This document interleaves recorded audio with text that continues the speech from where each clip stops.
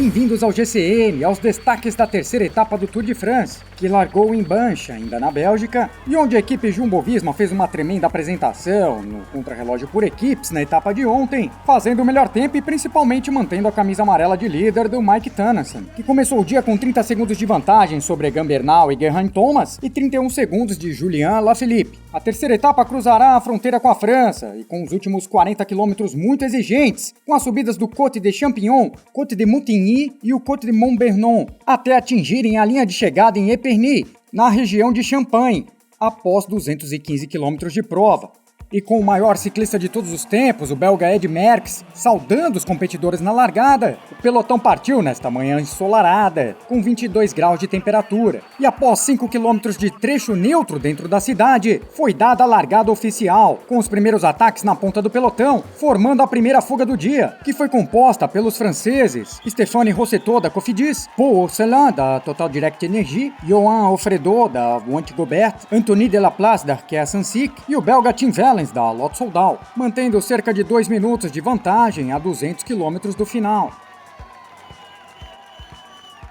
O pelotão andava com um ritmo mais tranquilo, com uma margem relativamente segura na casa dos 5 minutos, e com o campeão alemão de contrarrelógio individual, Tony Martin, da equipe Jumbo-Visma, puxando o pelotão a maior parte do tempo. Já na passagem da primeira meta volante, em Dizy-les-Gros, foi o francês Paul Orcelin da Total Direct Energy que conquistou mais pontos. E depois de 4 minutos, Elia Viviani da The Koenig Quick-Step bateu Peter Sagan da Bora na disputa pelos pontos remanescentes da classificação da camisa verde. Logo depois, Jakob Fuglsang da Astana foi buscar atendimento médico, ainda sentindo as contusões após a queda de ontem. Então Casper Asgreen, da The Koenig Quick-Step, foi ajudar Tony Martin na frente do pelotão, diminuindo a diferença da fuga para 3 minutos. E na passagem do Côte de Nantes-la-Forêt, a 48 km da chegada, foi o belga Tim Wellens que partiu para o ataque. E o ciclista da Lotto Soudal, que tem vitórias em 2 etapas no Giro de Itália em sua carreira, conseguiu sustentar a sua vantagem, abrindo mais de 1 minuto para o grupo perseguidor e 2 minutos para o pelotão principal, que a 30 km da chegada já estava a ponto de neutralizar os 4 franceses ainda escapados. E Tim Wellens continuava a forçar o ritmo na subida, sustentando a sua vantagem com mais de 1 minuto à frente do pelotão e conquistando mais pontos também na passagem do Côte de Champignon, subida de 1,8 km, com inclinação média de 6,6%.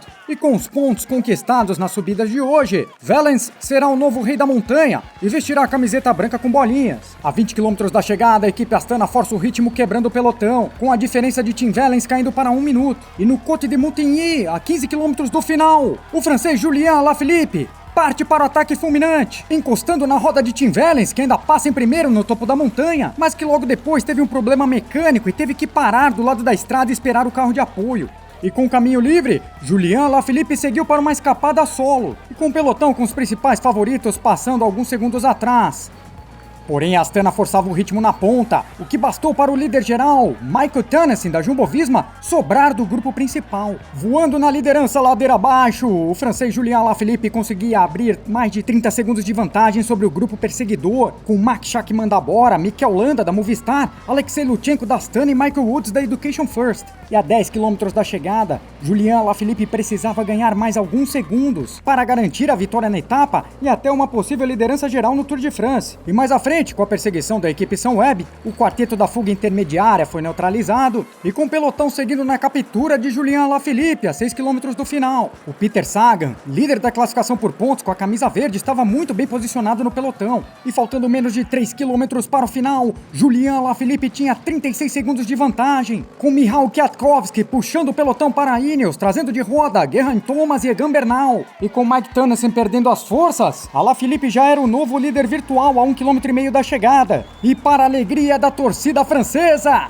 Julien Alaphilippe, da The Koenig Quick-Step, chega a sua 29ª vitória na carreira e a 47ª conquista da The Koenig Quick-Step nesta temporada. E na disputa pelo segundo lugar, Greg Van Avermaet é o primeiro a partir, Jasper Stuyven da Trek tenta passar por fora, Peter Sagan desce Marte e bota força, mas o australiano Michael Matthews que salta da roda e bate o sprint do pelotão, ficando na segunda colocação da etapa.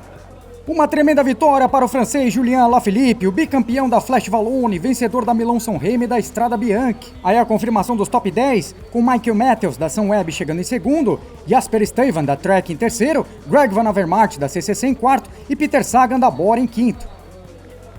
Decepção para o holandês Mike Tönnissen, que cruzou a linha de chegada quase 5 minutos após o primeiro colocado.